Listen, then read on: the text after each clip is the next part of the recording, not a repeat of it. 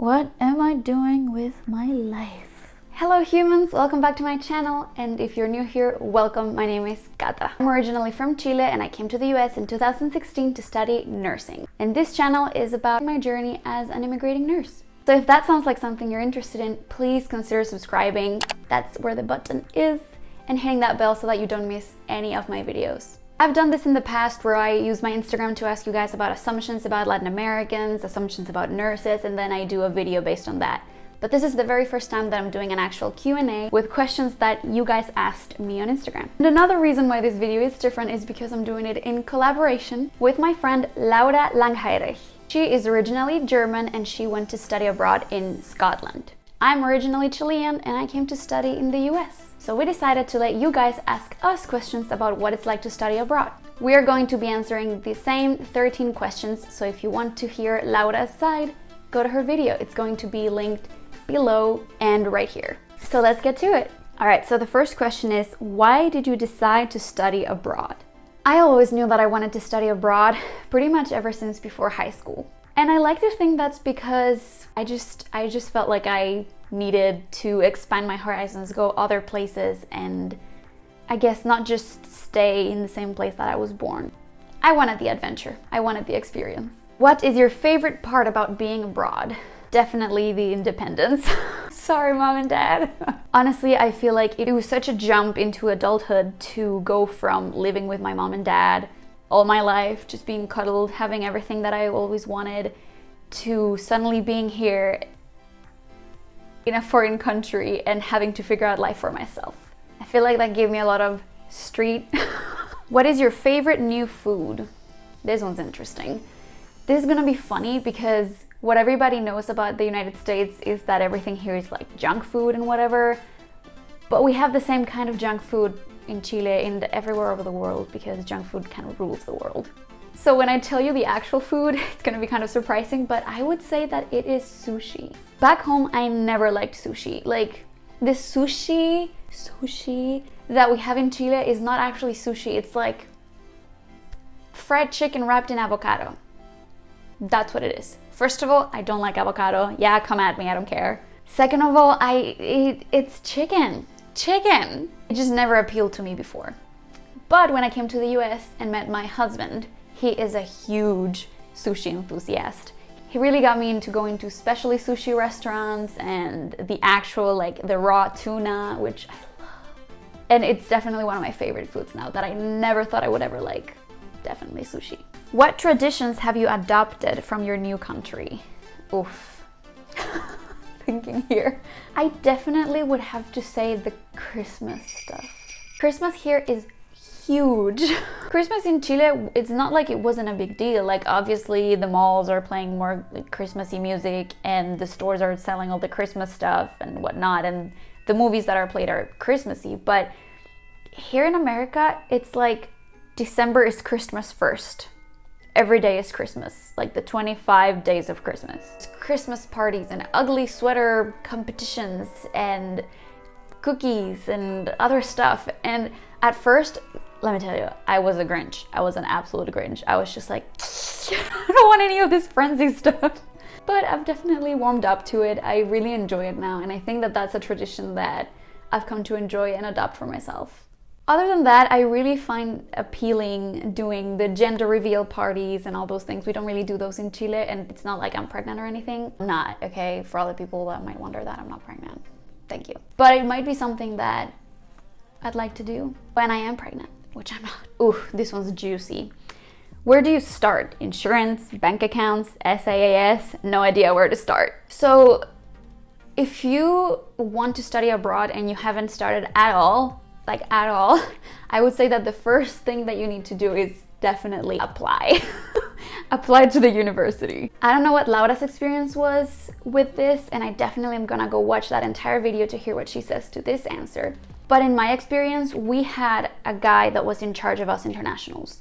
And when we arrived in the US, when we arrived at our university, we had a whole week's worth of orientation where we were taught about how all this stuff works. I'd definitely say once you're already in the country, bank account is a very good place to start. If you come to the States, I'd thing that you really want to focus on is start building your credit score. And after that, I do think it's very wise to find out how the healthcare system works in that country. Actually, you might want to find that out before you go there. Don't do what I did. I just came in here not knowing anything. Find out how it works before you come. And definitely see about getting health insurance. And don't just get a traveler's insurance, okay? I got health insurance that was provided by the university-ish because I still had to pay for it. It was like $400 a year, and I was like, yay, it's a steal, but it's garbage. It is absolute garbage. Yeah, you pay $400 a year, but it's a travel insurance. So it only covers like horseback riding accident or like a car crash, only that. If I have an actual concern that I wanna go get checked for, yeah, they charge me the whole price, all of it. And I don't even get prescriptions. So definitely figure that out. How is the whole money situation? So personally, I am blessed to be a part of a family that does not have scarce resources. My parents actually took care of my entire tuition throughout all 4 years of college, and that is not something that most people can say, so I'm extremely grateful for that. I do want to say that if you do have scarce resources and you're planning on studying abroad, you're going to have a pretty hard time finding financial help, because I did get financial help from my university, and otherwise I couldn't afford it anyway, but I don't apply for any state or federal grants or scholarships because I'm not a citizen or a resident. So that's something that you need to consider. If you're trying to rely on the government for help, you're not gonna get it. You're not gonna get it from your own government to study abroad, and you're not gonna get it from the abroad government for you to study there. So keep that in mind. How much does it cost to live abroad? How do you make sure to spend the right amount of money and not spend too much? So, I mean, how much does it cost to study abroad, to live abroad? It's definitely gonna depend on the country. Keep in mind that you're not just paying for your tuition, but also for your life, for your food, for your room and board. So it's gonna be a lot more expensive than studying in your own country. At least that was the case with me. And how do you make sure to spend the right amount of money and not spend too much? I do this thing at the beginning of each month that I called intentionality, where it's not necessarily like making a strict budget that I stick to as much, because I find that more restrictive than helpful. But what I do is I think, okay, how much money do I have to spend each month?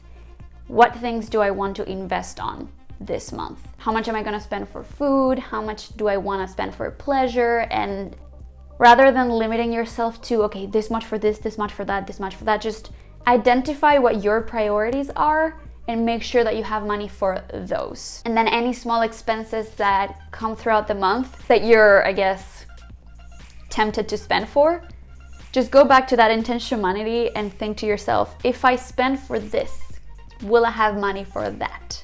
I think putting that in perspective really helps to not spend that much money.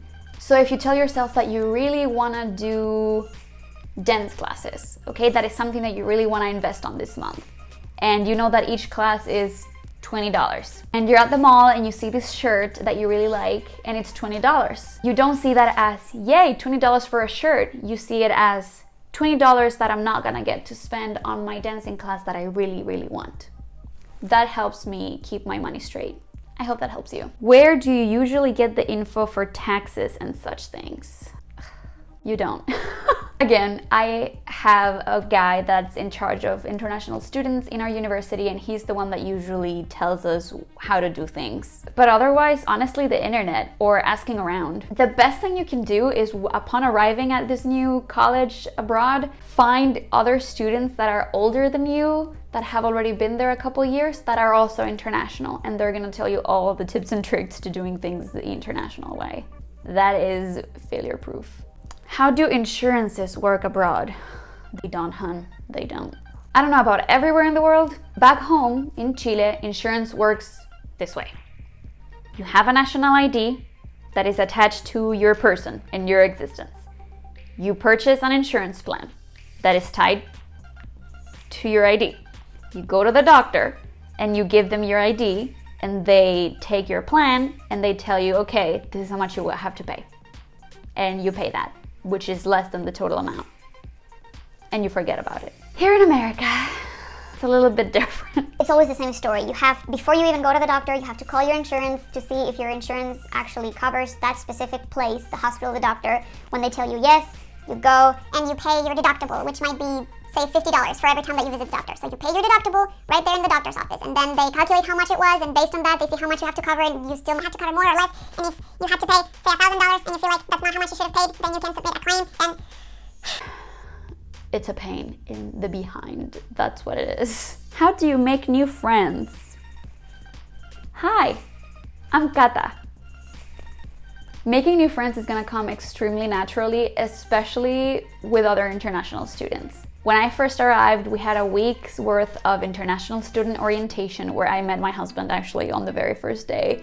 And I met a bunch of other kids who were in the exact same situation as I was. None of them had family here, all of them were international, none of them had any idea how to do things, and none of them had a car or any money or bank accounts, so we just kind of stuck together and did everything together, and there, bam, you have friends. And then there's also your major. I am a nursing student, and nursing students see each other all day, every day, so it only comes natural that you make friends. Also the dorms, if you live in the dorms, whoever are your roommates or your hallmates, they're probably gonna become your friends. There's nothing to worry about there, even if you're awkward and weird. I'm awkward and weird. Do you miss your home country? Yes. I actually made a video talking about all the good things and bad things about studying abroad. It's gonna be right here. And you can go check that out after you finish watching this video. The link is gonna be in the description below. I definitely do miss home. I miss my family, I miss my friends, I miss the landscape, I miss the food. How often do you go back home? So my freshman year, I actually went home quite a lot. I went for summer break and for Christmas break, but it is very expensive to keep flying back and forth. And sometimes it's easier to just stay on campus and find a job. I would say if you have a good amount of resources, you get to go home as often as you want. Do you think it will change after Corona passes? Will still many people do it? Definitely. I am definitely eagerly awaiting the moment that we go back to our normal way of life. Not that it will ever be normal again. I definitely think people are still gonna be studying abroad. Do you want to stay in your new country? If I'm being honest, yes. I do want to stay in this country. Not necessarily because of how the country works, because I definitely think that health insurance and all that stuff is better where I am. The food is better, or I like it better, except for the sushi. But I'd like to stay here. I mean, I've done the past 4 years of my life, I've lived here. I kind of understood how adulting works in here. This is where I learned how life works, I guess. And it will be very hard to relearn that in any other country, even in my own country. So for that reason, I really do want to stay here. But it is very challenging, especially here in the US. I think other countries are a lot better at keeping the people they educated. If I had gone to Canada to study nursing, they would have definitely seen me as valuable enough to keep in their own hospitals. Here in America, that's not really the case. They're just kind of like, okay, good, you got your education, now skedaddle. Thank you so much for all your questions. This was really fun to do. And don't forget to go check out Laura's video, again, in the description below. See you next time.